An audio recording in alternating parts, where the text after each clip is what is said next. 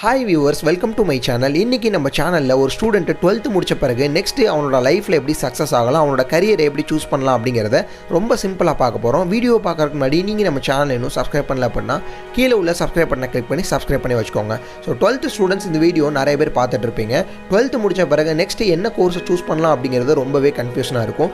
லைஃப்பில் ரொம்ப கஷ்டமான விஷயம் எது அப்படின்னு கேட்டிங்கன்னா 12th முடித்த பிறகு என்ன டிபார்ட்மெண்ட் எடுக்க போகிறோம் அப்படிங்கிறது ரொம்ப ஒரு கஷ்டமான விஷயம். ஏன் அப்படின்னா இந்த டிபார்ட்மெண்ட் நம்ம மட்டும் சூஸ் பண்ண போகிறது கிடையாது. நம்மளை சுற்றி உள்ளவங்களும் கண்டிப்பாக சூஸ் பண்ணுவாங்க, நம்ம பேரண்ட்டும் கண்டிப்பாக சூஸ் பண்ணுவாங்க.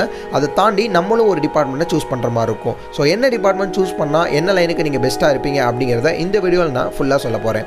ஒரு டிபார்ட்மெண்ட்டை சூஸ் பண்ண போகிறதுக்கு முன்னாடி நீங்கள் ஃபஸ்ட்டு அந்த டிபார்ட்மெண்ட்டில் இன்ட்ரெஸ்டடாக இருக்கீங்களா அப்படிங்கிறத தெரிஞ்சுக்கோங்க.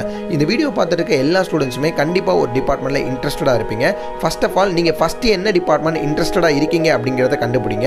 அந்த டிபார்ட்மெண்ட்டில் என்னென்ன கோர்சஸ்லாம் இருக்குது அப்படிங்கிறத சர்ச் பண்ணுங்கள். ஃபார் எக்ஸாம்பிளாக நீங்கள் மெடிக்கல் டிபார்ட்மெண்ட்டில் இன்ட்ரெஸ்டடாக இருக்கீங்க அப்படின்னா மெடிக்கலில் என்னென்ன டிபார்ட்மெண்ட்ஸ்லாம் இருக்குது அப்படிங்கிறத ஃபுல் அண்ட் ஃபுல் நீங்கள் சர்ச் பண்ணுங்கள்.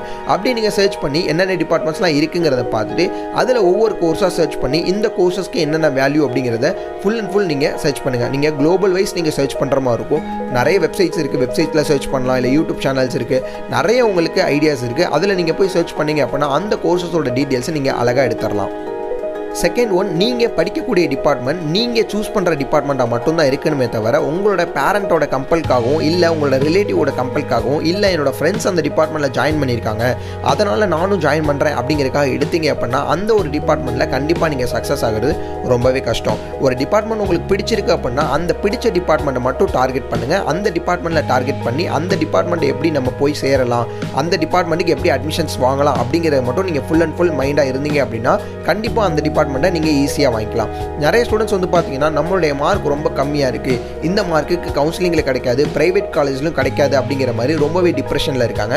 அப்படிலாம் கிடையவே கிடையாது. நீங்கள் எவ்வளோ மார்க் கம்மியாக எடுத்தாலும் நீங்கள் எதிர்பார்க்குற டிபார்ட்மெண்ட்ஸ் கண்டிப்பாக உங்களுக்கு கிடைக்கும். அதுக்கு நீங்கள் கண்டிப்பாக சர்ச் பண்ணீங்க அப்படின்னா தமிழ்நாட்டில் இருக்க எல்லா காலேஜஸுமே சர்ச் பண்ணீங்க அப்படின்னா உங்களுடைய கம்மியான மார்க்குக்கு லோவஸ்ட் மார்க்கு கண்டிப்பாக ஒரு காலேஜ் மாட்டும். அந்த மாதிரியான காலேஜில் நீங்கள் ஜாயின் பண்ணீங்க அப்படின்னா கண்டிப்பாக நீங்கள் என்ன டிபார்ட்மெண்ட் படிக்கணும்னு ஆசைப்பட்டீங்களோ அந்த டிபார்ட்மெண்ட்டை ஒரு கம்மியான ஃபீஸில் கண்டிப்பாக உங்களால் படித்து முடிச்சுட்டு வெளியே வர முடியும். அதுதான் நீங்கள் ஒரு டிபார்ட்மெண்ட் பண்ண போகிறீங்க அப்படின்னா அந்த டிபார்ட்மெண்ட்டுக்கு இன்னும் 3 வருஷத்துக்கு அப்புறம் என்ன வேல்யூ இருக்கும் அப்படிங்கிறத தெரிஞ்சுக்கோங்க. ஃபார் எக்ஸாம்பிளாக நீங்கள் பிஎஸ்சி படிக்கிறீங்க அப்படின்னா 3 இயர்ஸ்க்கு அப்புறம் இந்த டிபார்ட்மெண்ட்டுக்கு வேல்யூ இருக்குமா இல்லையா அப்படிங்கிறத தெரிஞ்சுக்கோங்க. அடுத்ததான் நீங்கள் 4 இயர்ஸ் நீங்கள் படிக்கிறீங்க அப்படின்னா 4 இயர்ஸ்க்கு அப்புறம் இந்த டிபார்ட்மெண்ட்டுக்கு வேல்யூ இருக்குமா இல்லையா அப்படிங்கிறத தெரிஞ்சுக்கோங்க. அப்படி நீங்கள் தெரிஞ்சுக்கிட்டீங்க அப்படின்னா 3 இயர்ஸ்க்கு அப்புறம் அந்த டிபார்ட்மெண்ட்டுக்கு வேல்யூ இருந்துச்சுன்னா கண்டிப்பாக நீங்களும் ஒரு நல்ல சம்பளத்துக்கு உங்களால் வேலைக்கு போக முடியும்.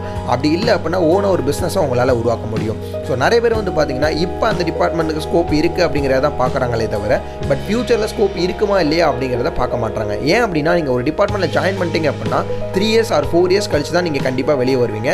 அந்த டைமில் அந்த டிபார்ட்மெண்ட்டுக்கு ஸ்கோப் இருக்கா இல்லையா அப்படிங்கிறத மட்டும்தான் பார்க்கணுமே தவிர இப்போ ஸ்கோப் இருக்கா இல்லையா அப்படிங்கிறத பார்த்து உங்களுக்கு பிரயோஜனமே கிடையாது. ஸோ நான் சொன்ன அந்த டிப்ஸ்லாம் சூஸ் பண்ணி நீங்கள் ஒரு காலேஜை செலக்ட் பண்ணீங்க அப்படின்னா ரொம்பவே ஒரு பெட்டரான அட்மிஷனை நீங்கள் போடலாம். அப்படி இல்லை நான் எங்கேயுமே சர்ச் பண்ணிட்டேன், என்னோட மார்க்குக்கு ஏற்ற மாதிரி காலேஜஸ் கிடைக்கல, எனக்கு ஒரு ப்ராப்பரான கரியர் கைடன்ஸ் இல்லை, எனக்கு ஒரு ப்ராப்பரான கரியர் கைடன்ஸ் வேணும் அப்படின்னு ஆசைப்பட்டீங்க, காலேஜஸ் எனக்கு நல்ல காலேஜஸ் வேணும் அப்படின்னு ஆசைப்பட்டீங்க அப்படின்னா டிஸ்கிரிப்ஷனில் காண்டாக்ட் நம்பர் இருக்கும். காண்டாக்ட் பண்ணீங்க அப்படின்னா உங்களுக்கு ஃப்ரீ கைடன்ஸ் கொடுப்பாங்க. 12th முடிச்ச பிறகு என்ன பண்ணலாம் அப்படிங்கிறத ப்ராப்பரான ஃப்ரீ கைடன்ஸ் கொடுப்பாங்க. ஸோ 24/7 தான், எந்த டைம்னாலும் நீங்கள் தாராளமாக கால் பண்ணலாம். நெக்ஸ்ட் வீடியோவில் இதோட சூப்பரான அப்டேட்டோட பார்க்கலாம். தேங்க்யூ.